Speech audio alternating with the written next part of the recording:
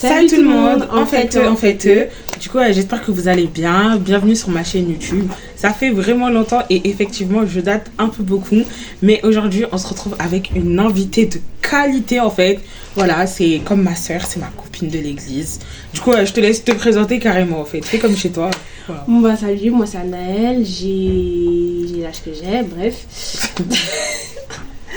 Bref, donc voilà, je suis une fille très gentille, voilà. Voilà quoi. Ok. Alors, du coup, aujourd'hui, on se retrouve pour un petit format podcast. Donc, on va faire un truc simple et efficace. On a écrit des questions qu'on voulait se poser mutuellement. C'est juste histoire de redémarrer la chaîne. C'est parti. Je te laisse poser la première question, carrément. C'est toi l'invité, en fait. Première question, qu'est-ce que ça fait de passer, de faire passage à l'âge adulte? Ben, franchement, en vrai, passer de l'âge ado à l'âge adulte, entre guillemets, bon, parce que j'ai bientôt la majorité. En fait. Du coup, en vrai, c'est vrai qu'il y a eu beaucoup de changements. On le réalise pas directement, vous voyez, mais en fait, c'est tout le processus qui fait que tu commences à réaliser que c'est du sérieux, en fait, que tu commences vraiment à devenir adulte. Déjà, tu deviens plus posé. Tu prends de la maturité parce que... à force d'avoir répété les mêmes erreurs, tu commences à réfléchir sur les erreurs que tu fais en fait. Donc, ouais, en vrai, tu prends en maturité, tu décides de faire le tri, que ce soit dans ton entourage, dans tes relations, dans ce que tu acceptes, dans ce que tu n'acceptes pas. Parce que tu dis que en fait, tu es en train de grandir et il y a des choses que tu dois plus accepter, quoi. Vous voyez, c'est pas comme une bonne résolution de l'année, c'est vraiment un processus où plus le temps passe, plus quand tu grandis, tu commences à affermir ta personnalité et du coup, tu sais ce que tu veux dans ta vie et tu sais ce que tu veux pas aussi dans ta vie. Du coup, moi, c'est comme ça que je répondrai à la question. Et voilà. Et toi, du coup, ça fait quoi un peu l'adolescence et tout Franchement, l'adolescence, c'est quelque chose de compliqué parce que c'est différent d'être enfant et de passer à adolescent. On est toujours enfant en soi. En fait, et des fois, on s'imagine qu'en fait, on est déjà adulte en fait, alors que non, on est adolescent, tu vois. On est encore des enfants. Et du coup, c'est un peu compliqué. Puis, il y a des choses qui se rajoutent et tout, l'évolution. Quand tu grandis, voilà. C'est frustrant parce qu'il y a des choses qui changent. Et quand tes parents te forment, pas te forment, mais te préparent pas à ça, bah c'est compliqué. Heureusement, moi, j'ai des parents qui m'ont préparé à ça. Et donc, voilà. Mais en vrai, c'est pas facile, mais on y arrive. Ouais, c'est clair qu'en fait, quand à la période d'adolescence, et moi aussi je l'ai vécu, t'es un peu, tu sais pas si t'es grand, tu sais pas si t'es enfant et tout. Parce que les parents ils disent non, mais en fait, je t'explique, t'as grandi, t'as plus l'âge de faire ça. Et après, d'un autre côté, ils disent non, mais en fait, je t'explique, t'es trop petit pour faire ça et tout et tout. Donc, c'est vrai que l'adolescence, c'est un moment où je sais pas comment on dit, mais en chinois, en gros, on dit mama rourou, tu sais plus, voilà, tu sais plus sur quel pied danser. Enfant, t'es à moitié un peu adulte, tu sais pas où te mettre. Exactement. Du coup, c'est difficile. Je comprends. Vas-y. Du coup, deuxième question, je vais la poser. C'est un peu ma chaîne, quoi, en fait. Excuse-moi. Ok. Alors, comment tu choisis tes amis? Comment je choisis mes amis? Alors franchement, ça c'est une très très bonne question. Alors honnêtement, moi, jusqu'à maintenant, j'avais pas vraiment, je choisis pas mes amis en mode en fonction de ça ici. Mais vraiment, j'essaie vraiment de pouvoir essayer de sélectionner mes amis en fonction de ce que j'aime ou j'aime pas. Maintenant, comment je choisis mes amis, je vais choisir en fonction de leur personnalité. En fait, chacun a sa personnalité et tout. Parce que moi, je suis une fille qui est très posée, très calme, qui m'énerve pas trop. Mais si toi, tu viens, t'aimes beaucoup te chamailler et tout, alors que moi, j'aime pas ça, être comme ça, on pourra pas forcément être amis. On pourra, parler vite fait, mais on pourra pas être amis, tu vois. Mais vraiment, moi, je voudrais avoir des amis, qui soient un peu comme moi, tu vois. Qui aient les mêmes valeurs que moi, et qui m'élèveraient et qui me mettent pas, jusqu'au bas, tu vois, qui me rabaisseraient pas. Donc voilà. Je sais pas si j'ai un peu répondu à la question. Ouais, non mais franchement t'as clairement répondu hein. Et moi pour le coup je rejoins Anaëlle sur ça. Tes amis tu les choisis pas parce que elles s'habillent trop bien ou je sais pas quoi, non. À un moment donné il faut vraiment grandir. Faut se dire que tu dois te rapprocher en fait de la personne qui a les mêmes centres d'intérêt que toi tout simplement. Et c'est vraiment important parce que comme elle l'a dit, il te faut des gens qui vont t'élever, tu vois, qui vont pas te rabaisser constamment, qui vont te pousser, qui vont t'encourager dans tes projets et tout. Donc moi je rejoins Anaëlle et c'est clair que c'est un véritable défi de choisir ses amis. Mais ça, j'en parlerai plus tard dans une vidéo qui expliquera clairement comment choisir son entourage, comment avoir un entourage de qualité.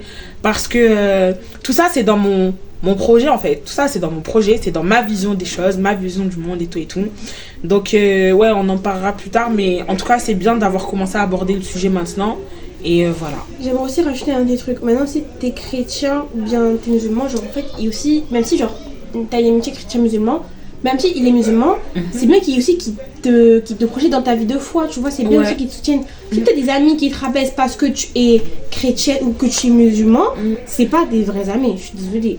Et genre, même moi, j'ai des amis comme ça, et je pense même que je vais remettre en question mon amitié avec eux, parce que ça, c'est pas normal. Depuis, elle me dit ça, maintenant je vraiment commence ça. C'est-à-dire qu'en fait, dites-vous que tous les jours que Dieu fasse, les amis, je l'harcèle en lui disant meuf, change-moi cet entourage. Tes amis, ils sont atroces en fait. Ils te poussent vers le bas. Elle n'est pas tout le temps bien à cause de ses amis et tout. Parce que voilà, après c'est normal. Vous voyez, à un moment donné, il faut faire le tri. Le tri, c'est quelque chose qu'il faut faire de temps en temps d'ailleurs. Tu as à le dire. Tu fais parce que tes amis, ils changent. Ils changent. Ben oui, clairement, les gens changent. Clairement, tu fais le point à la fin du mois. Tu dis ok, c'est pas histoire d'être rancunier, hein, je tiens à préciser, mais c'est juste en mode ok, cet ami, voilà, qu'est-ce qu'il a fait dans le mois qui m'a élevé, qu'est-ce qu'il a fait dans le mois qui m'a rabaissé, tu pèses le pour et le contre, est-ce qu'il mérite de rester en fait dans mon entourage, parce que les gens, vous êtes des bêtes de personnes et en fait il faut avoir confiance en vous. Donc c'est pas de l'égocentrisme quand je dis ouais bête de personnes, c'est juste que moi je connais ma valeur, vous voyez, donc je sais qu'il y a des gens qui rentrent dans mon carré, d'autres qui vont pas rentrer, qui vont rester, qui vont faire crari, passe de temps en temps et tout, mais ça s'arrête là quoi. Donc vraiment, pour le coup, c'est un peu ça. Franchement, voilà, je pense qu'on a tout dit, on a plutôt bien répondu à la question. Et voilà, on passe à la question suivante. En fait, pourquoi, pour toi, l'amitié filles-garçons existe? Si oui, pourquoi non, si oui, voilà. Ouais, bon, j'ai capté, ok. On rentre dans le vif du sujet en fait. Est-ce que l'amitié fille-garçon elle existe pour moi? En vrai, à un moment j'étais en mode catégorique sur le non. Pour moi ça n'existait pas. Parce que bon, dans ma tête il y a forcément de l'ambiguïté d'un côté ou d'un autre. À part si les deux se trouvent pas attirants. Mais plus le temps passe, plus j'évolue dans ma vie, plus je me rends compte que en fait j'ai des amis garçons, clairement, voilà. Et il n'y a rien du tout, c'est juste qu'on partage les mêmes centres d'intérêt, c'est des amis qui me poussent vers le haut. En fait ça dépend de ta vision de l'amitié. Si tu sais qu'en amitié tu fais pas la distinction entre si c'est un mec ou si c'est une meuf, ben il n'y a pas de souci en vrai, go avoir des amis mixtes. Mais si tu sais que ton amitié fille-garçon, là, ton truc là, il est un peu douteux façon, mieux tu laisses. La Bible dit fuis l'impudicité. Voilà, fuis l'impudicité. Effectivement. Genre, si toi-même tu te connais, tu sais que c'est pas que de l'amitié, tu laisses. Tu laisses de côté, tu restes avec tes copines. Ou bien si t'es un gars, tu restes avec tes potes. Et tout va bien, c'est tout. T'es pas obligé d'avoir des amis mixtes. Mais moi, ma vision de l'amitié elle a changé depuis quelques mois, honnêtement c'est tout récent. Et ouais, pour l'instant je crois à l'amitié fille-garçon. On fera le point peut-être le mois prochain ou dans 2 mois ou dans 3 mois, mais pour l'instant moi j'y crois. Toi t'en penses quoi? Alors moi franchement, au début j'étais fixe sur ça, l'amitié fille-garçon ça n'existe pas. C'était vraiment au début j'étais vraiment fixe sur ça, ça n'existait pas du tout. Pour moi, vas-y continue. Pour moi vraiment ça, en fait là avant, moi j'étais plutôt comme mode si un garçon veut être ami avec toi, c'est qu'il veut être ami avec toi. Et genre moi, ma tante elle m'avait dit un truc qui m'avait blessée. Ça veut dire que, parce que j'ai un meilleur ami qui s'appelle Johan, ça veut dire que si tu dis que l'amitié fille-garçon ça n'existe pas, ça veut dire que ton ami Johan il a un crush sur toi. Je dis non, il n'a pas un crush sur moi. Et ça j'ai commencé à réfléchir, je me dis en fait si l'amitié fille-garçon ça existe, ça dépend vraiment comme Eden de ce que tu penses de ça en fait, genre de ta mentalité. Je sais pas vraiment bien comment dire les choses, mais voilà quoi. Genre pour moi la mystification ça existe. Maintenant franchement si du côté du mec là il y a ambiguïté, ouais non, moi franchement je vous dis les gars, je suis plus dedans franchement, ouais, faut me laisser, on sort clairement dès qu'on voit qu'il y a un petit truc façon comme je vous ai dit, C'est non. Nous, on n'est pas dans les tentations. D'accord. Donc, pour moi, oui, l'amitié personnalisée, ça dépend juste de comment tu vois l'amitié garçon. Ouais, c'est ta perception des choses, en fait. Je vous le dis tout le temps, les gens, tout dépend de vous. Tout dépend de vous, en fait. C'est simple. Vous voyez, si vous savez, si vous connaissez, vous êtes les meilleures personnes pour vous connaître. Il n'y a personne qui vous connaîtra mieux que vous, en fait, tout simplement. À part Dieu. Mais ouais, moi, quand je dis personne, t'as capté, je parle des humains en mode, voilà. Mais ouais, il n'y a personne qui vous connaît mieux que vous, à part Dieu. Donc, c'est à vous-même de fixer vos limites. Si tu sais qu'en amitié, t'es bancal, reste avec tes copines ou bien reste avec tes potes. Par exemple, imagine aussi le mec, genre, en mode, il commence à un peu, genre, se rapprocher de toi et tout. Et qui dit non, je suis tactile et tout. Ma belle, bloc. Tu dis non, t'es tactile, mais avec moi, tu ne touches pas. Tu ne touches pas. Voilà, parce que. Voilà, après, les garçons, eux, ils sont. Ouais. Dans le monde, mais même les filles, hein, parce qu'elle a dit les garçons, les filles. C'est vrai, les filles aussi là. Laissez-moi vous dire que les garçons, en fait, les garçons c'est ton âge. Je comprends pourquoi tu dis ça, mais les filles, comment elles ont du vice aussi des fois. Mais bref, on va pas trop rentrer dans le sujet. On va pas commencer à piquer les cœurs des gens là, flemme qu'on me bombarde en message privé de ouais, t'es Naya, qu'est-ce que tu racontes et tout. Donc voilà. Maintenant on passe à la question suivante. On va répondre de manière un peu plus courte parce que il y a le temps aussi. Les gens, le temps, c'est de l'argent. Donc, on va raccourcir un peu les questions, mais on va essayer de bien répondre. Du coup, je pose la question suivante. Ok, comment on trouve un équilibre entre prendre soin de soi et prendre soin des autres? Wow, ça c'est une question. Ça, c'est vraiment une question. Si, par exemple, je fais du bien aux autres en m'oubliant moi, non, moi je ferais pas. Ça veut dire que. En fait, je sais même pas comment répondre à la question en soi, en vrai de vrai. Ça, c'est plutôt une question à poser à toi parce que moi je suis pas une personne qui vous écrit. Allez, ça va. J'essaye de répondre. C'est à toi. C'est ça que je peux répondre. Moi, ok. Du coup, comment on trouve un équilibre entre prendre soin de soi et prendre soin des autres? Moi, je vous mens pas que j'ai été dans le cas de figure où je prenais constamment soin des autres. Je m'en suis carrément oubliée. En fait, du moment où j'ai commencé à avoir un peu de pouvoir d'achat, clairement, sans me vanter, bien sûr. Excuse-nous, en fait. Non, mais plus sérieusement, quand j'ai commencé à me faire avoir des sous et tout, je me suis dit, ok, Eden, t'es quelqu'un de généreuse, c'est le moment de le montrer, en fait. Parce que moi, je disais toujours à mes copines, dès que je vais avoir mes premiers sous, je vais vous mettre bien de fou. Et là, pour le coup, quand j'ai commencé à toucher mes premiers sous, c'est ce que j'ai fait. Je mettais bien toutes mes copines et tout. Et j'ai commencé à m'oublier, moi. Genre, je me faisais plus plaisir. Je me faisais plus de bien. Et c'est à ce moment-là, d'ailleurs, que j'ai lancé ma chaîne YouTube. C'était quand vraiment, je commençais à réaliser que tout ce que je faisais, c'était pour les autres. Et je faisais rien pour me faire plaisir à moi. Donc, ça a été une grosse satisfaction personnelle. Et je crois que ça fait 1000 fois que je le dis dans mes anciennes vidéos, là. Que c'est vraiment une satisfaction personnelle d'avoir ouvert ma chaîne YouTube. Parce que ça m'a fait mon propre plaisir. Alors maintenant, c'est pas un plaisir matériel, entre guillemets, vu que c'est une chaîne. Mais c'est vrai qu'après avoir ouvert ma chaîne, j'ai commencé aussi à prendre un peu plus soin de moi, à m'offrir des trucs. Parce que les cadeaux, en fait, t'es pas censé les attendre. T'es censé aussi te les offrir à toi pour montrer que t'as de l'estime de soi. Et quand je dis ça, ça peut paraître super égoïste, encore une fois. Mais en fait, ça fait juste du bien de dire... t'as besoin de personne en fait pour t'offrir des cadeaux. T'es une bête de personne. Offre-toi tes cadeaux tout seul. Et je vous promets que c'est vrai. J'ai fait mon premier cinéma toute seule l'année dernière. Ça a été vraiment une grosse expérience pour moi, honnêtement. Et ouais, je me suis retrouvée. Franchement, ouais, je me suis clairement retrouvée. Et voilà. Donc en gros, pour trouver l'équilibre, pour répondre à la question, pour trouver l'équilibre entre prendre soin de soi et prendre soin des autres, il faut que des fois tu te poses et que tu brainstorm, genre tu commences à réfléchir sur est-ce que t'as trop pris soin de toi et t'as oublié les autres, ou bien est-ce que t'as trop pris soin des autres et t'as pas pris soin de toi. Et en fait ça se voit physiquement quand tu te fais pas du bien, genre ça se voit dans ta mine, dans ton visage, pas que par rapport aux achats personnels, hein. Plus dans ta mine et tout, t'as l'air triste parce que tu combles les autres mais tu fais pas ton propre bonheur. Donc voilà. Question suivante. Elle a bien répondu, franchement. Ah merci, arrête. J'ai un peu l'habitude sans me vanter encore. Excuse-moi.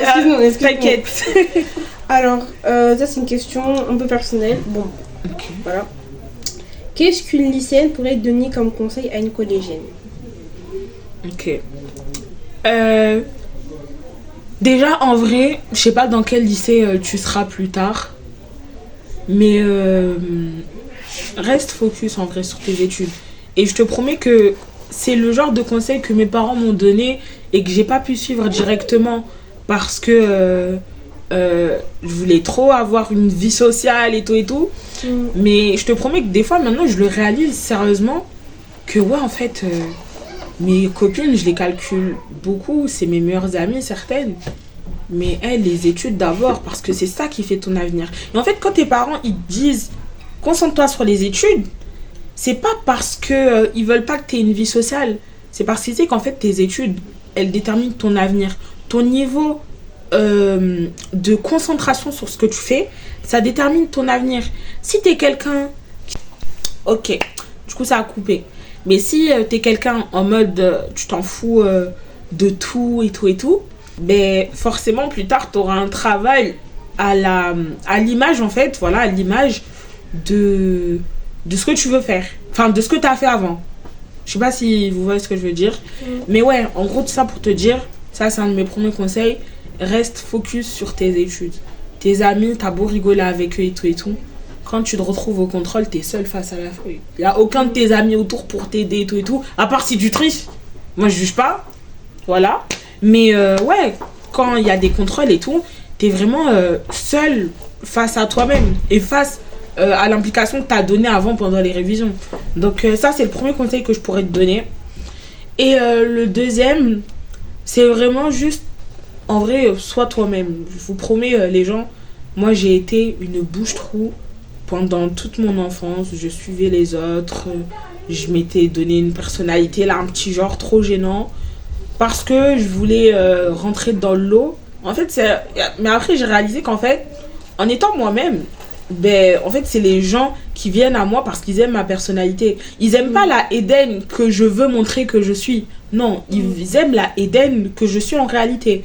Genre, on a beau dire que je suis gênante, que j'ai un petit côté un peu baka, entre guillemets. Genre, vous voyez, j'aime beaucoup les animés, tout ça et tout et tout.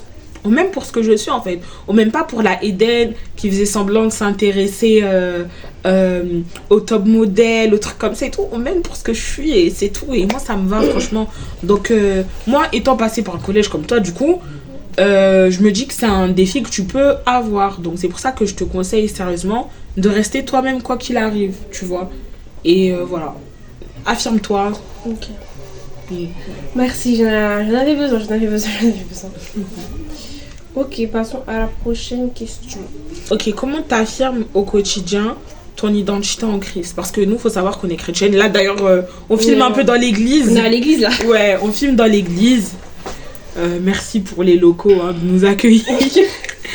Mais ouais, genre, du coup, comment tu fais au quotidien pour affirmer ton identité en Christ? C'est vrai que de nos jours, on a souvent honte d'être... Purée, j'ai tout effacé, je crois. Ah non, c'est bon. C'est vrai qu'on a souvent honte de dire aux gens que ouais, on est chrétien, de montrer qu'on est épanoui dans notre vie de foi. Voilà, on a souvent honte en fait.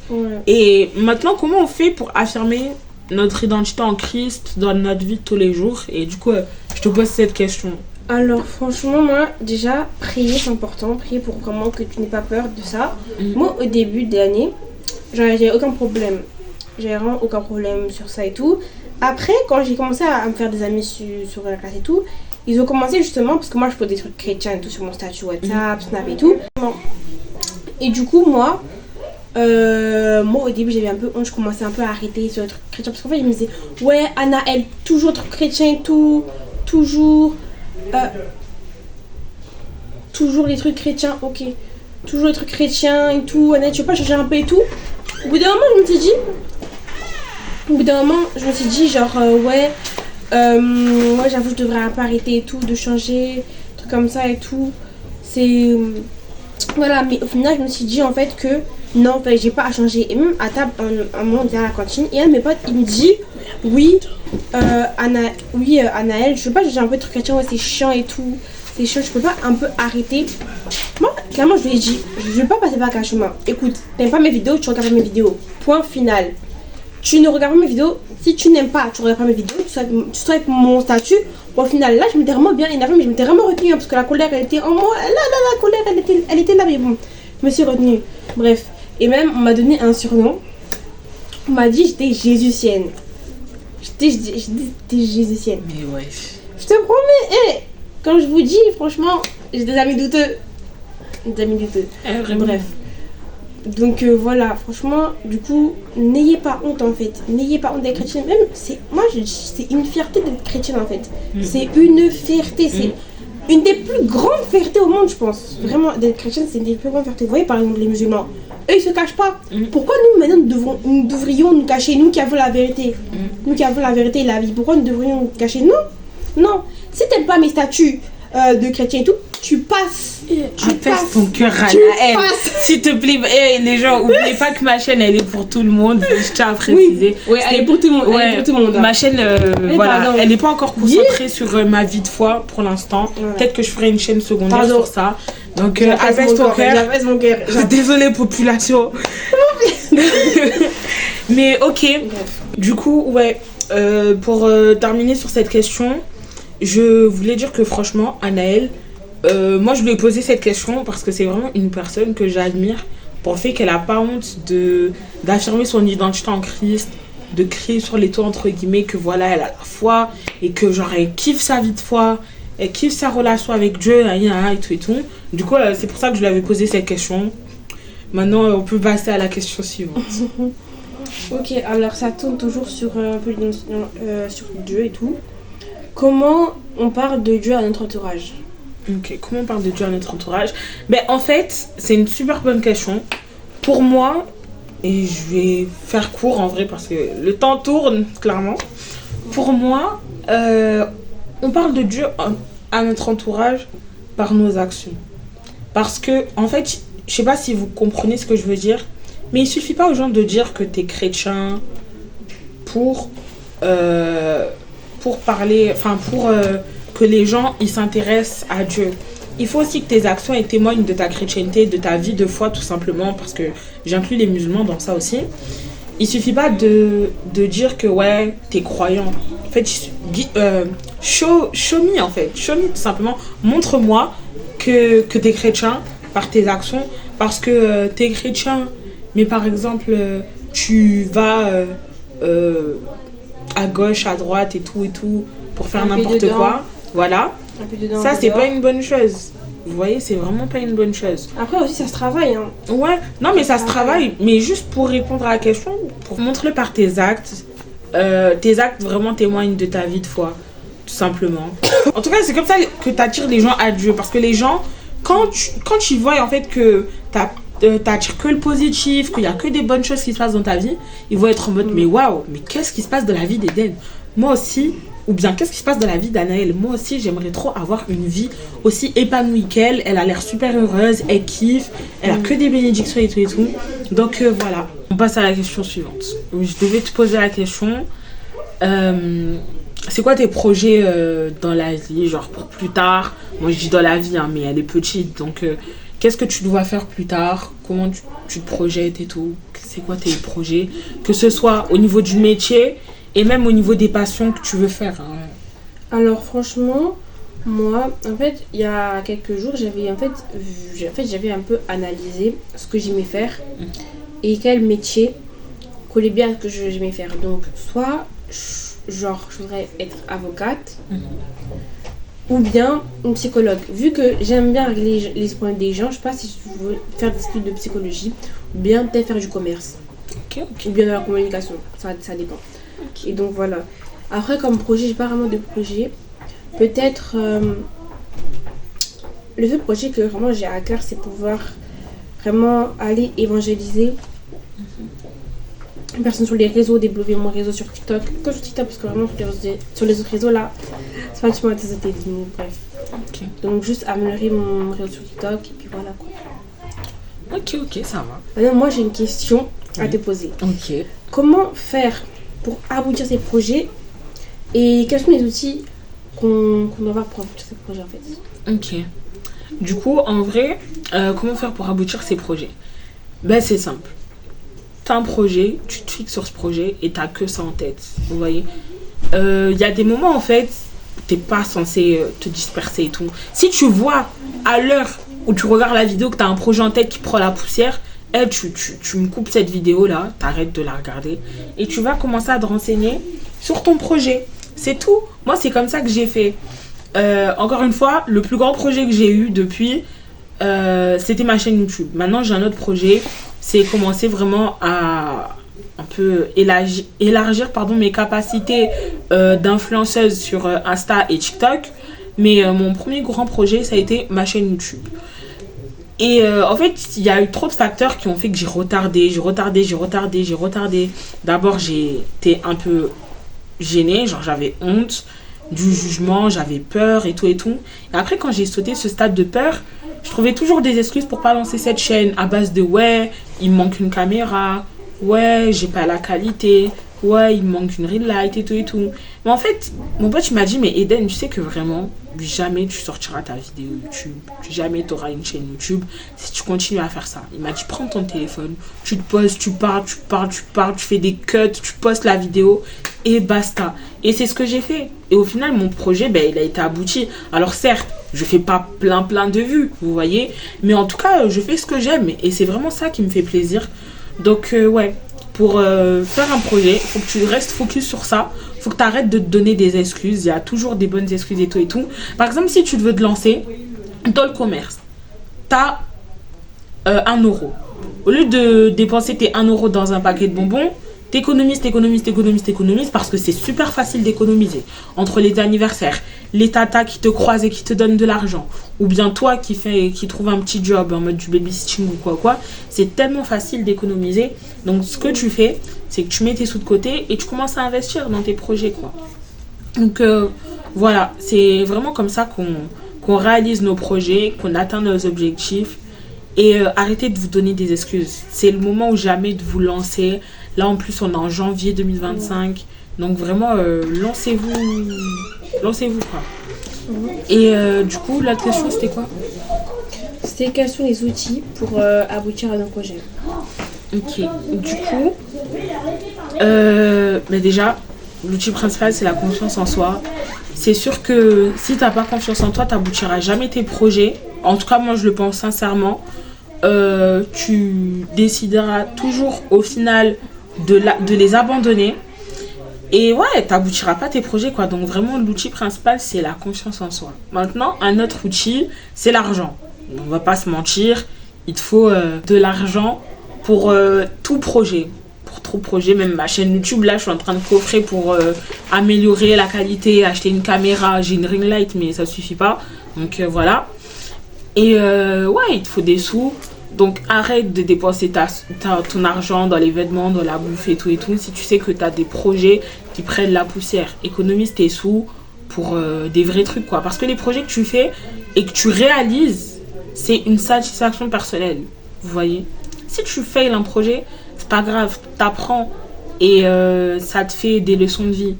Mais le but à chaque fois que tu fais un projet, c'est de le réussir. Donc pars du principe que tu vas réussir ton projet et donne-toi-en les moyens. C'est sûr que si tu passes ton temps sur ton téléphone à rêver du projet sans le faire, c'est pas ton collègue, ton voisin ou je sais pas quoi qui va venir le faire à ta place. C'est vraiment à toi de te donner les moyens en économisant, en ayant confiance en toi, en optimisant ton temps sur le projet. Parce qu'il y a des gens qui voient que leur projet n'aboutissent pas et ils se demandent pourquoi. C'est juste parce que tu n'as pas mis le temps qu'il fallait en fait pour ton projet. Mettons, tu veux créer un musée et tu consacres 5 minutes à l'organisation. C'est impossible. Tu peux pas faire ça. Donc vraiment pour le coup, économise ton temps, centre tes occupations sur ce projet, économise de l'argent aussi.